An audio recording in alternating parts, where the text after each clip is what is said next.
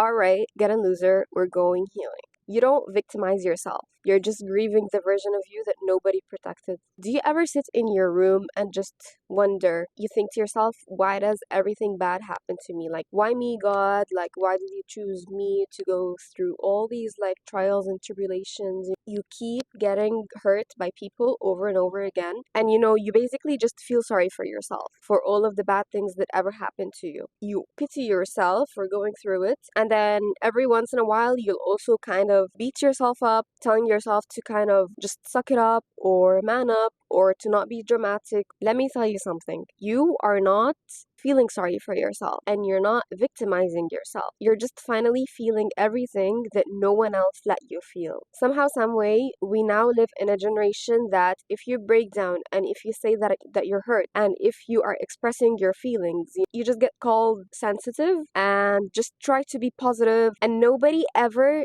validates the way that you feel.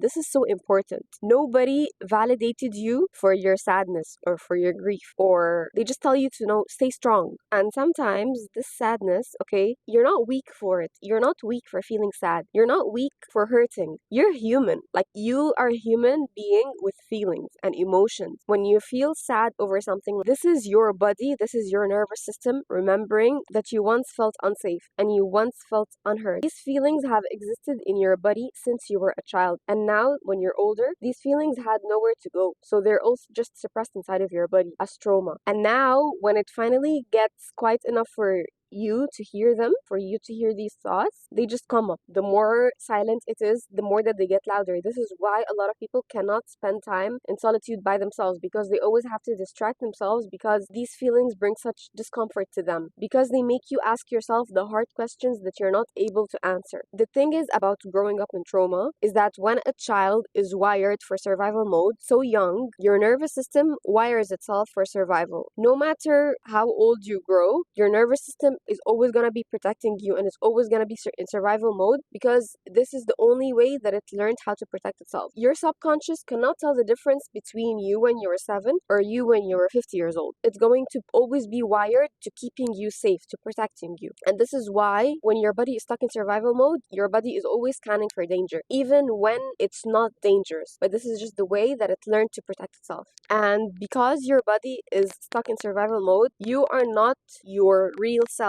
You're always acting from a place of wounds, from a place of fear, meaning you're not going to be creative. You're not going to thrive in life. You're not going to easily just express your feelings. You're not going to be able to dream. All your body focuses on is just to keep you alive, just to get through the day. If you had to bottle up your emotions, when you were little because nobody validated them, you are going to grow up just for you to be the easy child, just for you to not burden the people around you with your issues. You had to almost shrink yourself, suppress, the real you, just to keep the peace in a chaotic home. If you had to pretend that you were not affected by manipulation or disrespect or heartbreak, then of course, as an adult, you're going to grow up feeling like you are helpless and you feel like you don't have any control over your life or your feelings, and you're just going to be stuck in your head all day long. Of course, you're going to be emotionally spiraling, and of course, you're going to have a shit ton of anxiety. But again, this is not you being a victim. This is your survival mode just trying to heal, but it doesn't know how. Nobody taught your nervous system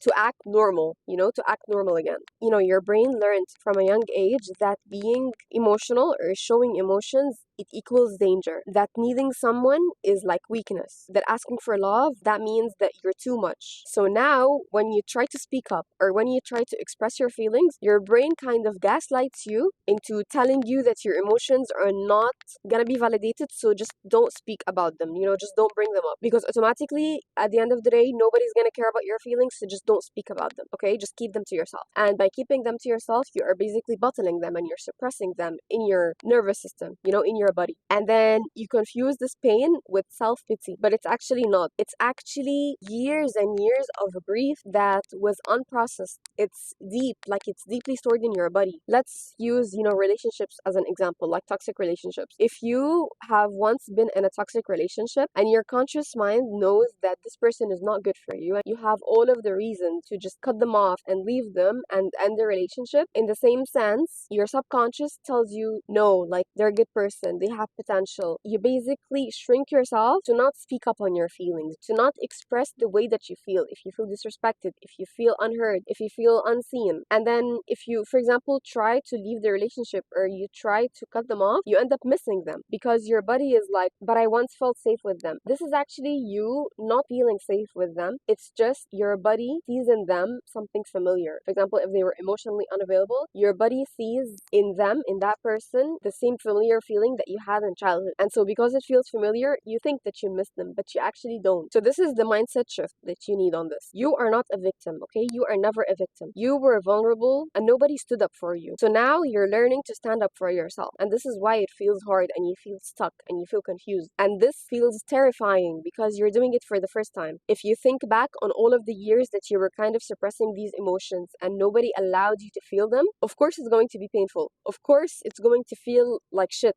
And of course it's going to bring you so much discomfort. But you have to start this process in order to heal, in order to release all that trauma that's stored in your body. And that's not you being a victim. It's not something to be pitied for. It's you kind of reclaiming your own power that was never given to you. Like, this is actual strength. Self-pity is when you give up on healing yourself and you just end up blaming everybody else. You end up blaming people around you for hurting you. You just end up kind of abandoning yourself or abandoning your healing. You end up blaming everybody forever for the way that they treated you. But it's never about them. It's never about the pain that was caused by other people. It's always about you, okay? You're the main character in this situation. So you have to take your healing into the matter of your own hands. Nobody else is going to come save you. Nobody else is going to do the healing for you. You have to grieve that version of you that was unacknowledged or invalidated, and you have to grieve that person. You have to stay sad for just a little bit. Allow your body to release all of that sadness. Grieving is healing. Grief is a way of your body telling you that this is not what I deserve. I deserved better. And that was not okay. This is the first step into healing. You have to grieve that version of you. You then need to stop shaming your sadness. You need to stop shaming yourself for how you feel. You need to give yourself the grace and be kind on yourself. Really just understand your emotions. Again, your emotions are not there to punish you. They are telling you something. Just listen deeply. You will understand. You need to do some inner child healing practices, such as writing letters to your younger self, for example, to make them feel safe or make them feel heard. Even ask ChatGPT so that you make your inner child feel safe and heard again. All of those emotions that come up out of the blue, that's your inner child trying to tell you something, trying to tell you that they're not safe, trying to tell you that they are in survival mode, trying to tell you that you're in danger when you're not. You also have to kind of recognize the emotion itself. You basically validate yourself by yourself without needing anybody else to validate you, okay? For example, if you were hurt by something or by somebody, you have to kind of validate that emotion or that feeling. Tell yourself, like, this is valid. It's valid that I feel sad. It's valid that I feel hurt. That hurt me. That wasn't fair. I deserved better. And stop calling yourself that you're overreacting. You're not overreacting. Your body is just remembering what it never was able to process. You become that person for yourself. You have to validate your feelings and you have to allow yourself to feel. Notice the feeling and then feel it and sit with it. Yes, it's going to hurt. Yes, it's going to be painful, but you have to sit with it long enough so that it can be released from your body. You are not feeling sorry for yourself. You are now reclaiming your power. You're grieving, you're healing. Once you stop living in that mindset, of, let's say, victimhood, you start to now stop blaming your problems and stop blaming the things that happened in your life on other people. You have to now start taking responsibility for what you allow. And this is when your real self comes out. Do not allow anybody to shame you for having emotions. Mourn and grieve who you had to be in order to survive. You can now stop surviving and start living.